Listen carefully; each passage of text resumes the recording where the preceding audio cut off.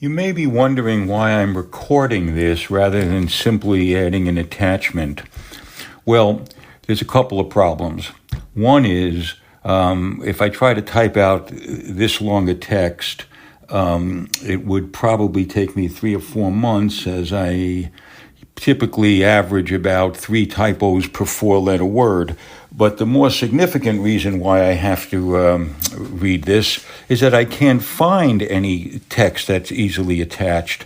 At any rate, I'm sure you'll enjoy it if, like me, you're a fan of Henry Wallace. This is a letter that Henry Wallace, an open letter that he addressed to Stalin back in 1948, just 3 years after the end of the Second World War. It's amazing to me that this letter didn't get more publicity than I think it got, based on the fact that I've been reading about Wallace pretty regularly for quite a while, and I never found any text of the whole letter. I found a few synopsises here and there, but anyway, this is the letter. I'm going to read it pretty much in whole. I'm leaving out a little bit to save some of your time and mine.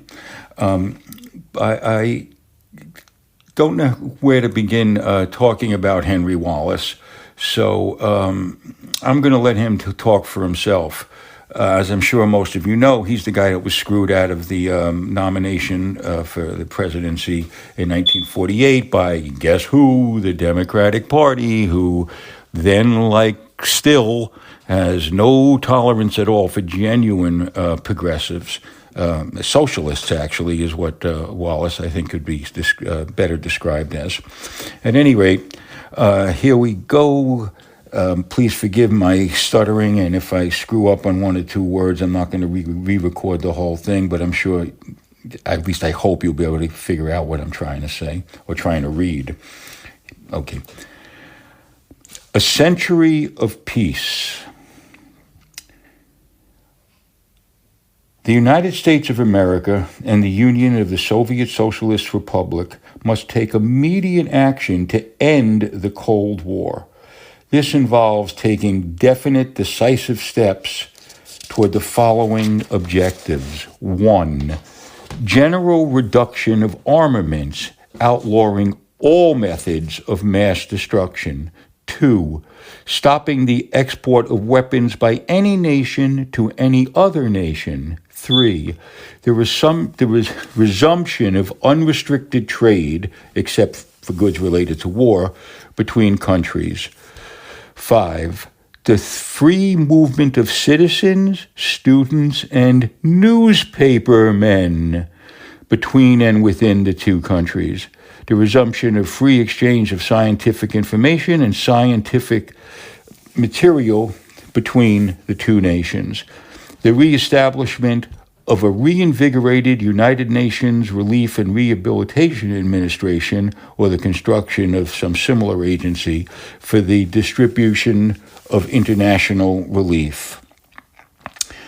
Neither the United States of America nor the Soviet Union should interfere in the internal affairs of other nations. Neither the United States nor the USSR should maintain military bases in other nations.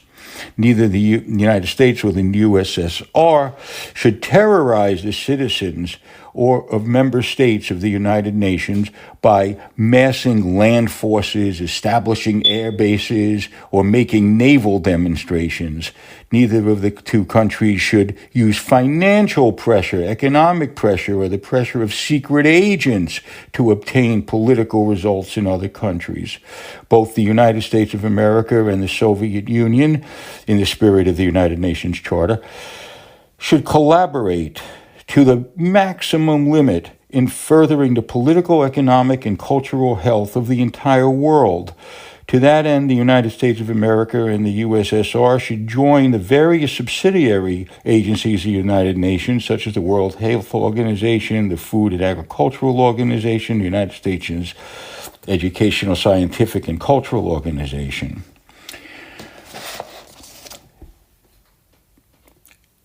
Peace in the Far East. Neither the United States of America nor the USSR should send arms to China. Both the United States and the USSR should withdraw troops from both China and Korea. There should be set up as soon as possible a government for all of Korea. Both the United States of America and the USSR should adhere to the principle of equal rights for all nations in China with respect to the sovereignty of China and refrain from interference in the internal affairs of China. Both the United States of America and the USSR can benefit from a China which is strong and unified on the basis of economic and political democracy. Veto and atomic energy control.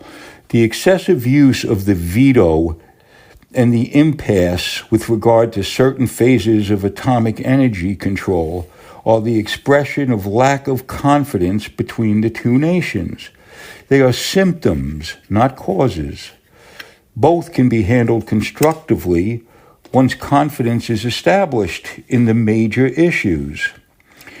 The door should be promptly opened to the extraordinary benefits which atomic energy can bring to mankind at peace. Atomic energy for war is a crime and a curse. Atomic energy for peace could be science's greatest blessing. Assurance with regard to Russian and American intentions. Millions of citizens of the United States of America believe it is the settled purpose of Soviet Union leaders to conquer the world. Millions of citizens in the Soviet Union believe it is the settled purpose of the United States to invade the USSR. Both point to specific instances to make their point. Each nation should state definitely and categorically that it has no design on the territorial integrity of any other nation. Communism and capitalism. The ideological competition between communism and capitalism is a different matter from the understanding between the United States and the USSR. The latter can be solved in a way that will preserve peace, but the competition between capitalist and communist systems is never ending. It is the concern of both nations to see that this competition remains constructive and that it never degenerates into the status of such religious war as the 30 Years' War, which devastated Europe at the beginning of the 17th century. Russia cannot be held responsible for the excesses of local communists any more than the United States of America can be held responsible for the exploitation of backward people by many capitalists who are only nominally citizens of the United States. Undoubtedly, many communists and capitalists have expressed the belief that their particular system will inevitably dominate the world. But that does not mean that the USSR and the United States must engage in perpetual conflict. The two nations can agree to a modus vivendi, a sort of a truce, while the slow process of time determines the strong and weak points of the two economic systems, and the free people of the world today make day by day small choices which will eventually evolve on the basis of empiricism, systems which will be best adapted for the various individual countries. The century of peace must come. There is no misunderstanding or difficulty between the United States and the USSR which can be settled by force or fear, and there is no difference which cannot be settled by peaceful, hopeful negotiation. There is no American principle of public interest, and there is no USSR principle of public interest which would have to be sacrificed to end the Cold War and open up the century of peace which the century of the common man demands. Okay, there were a few things that I noted that I was tempted to interrupt my reading along the way.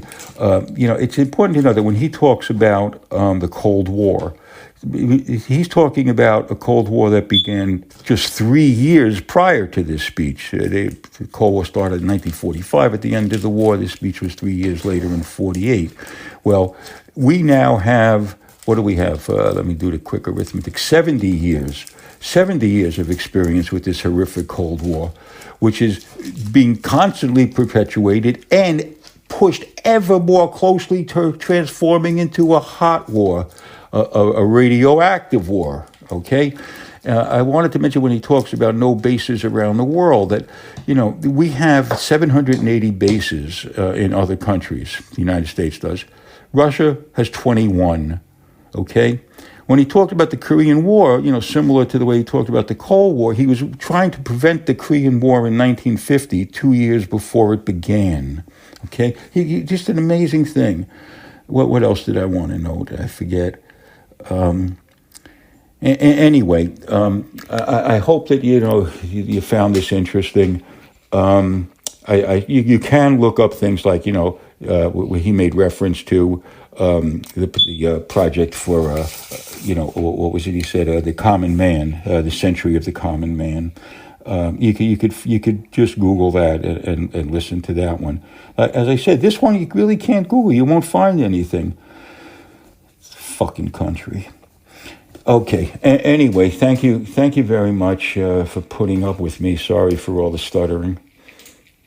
Adieu.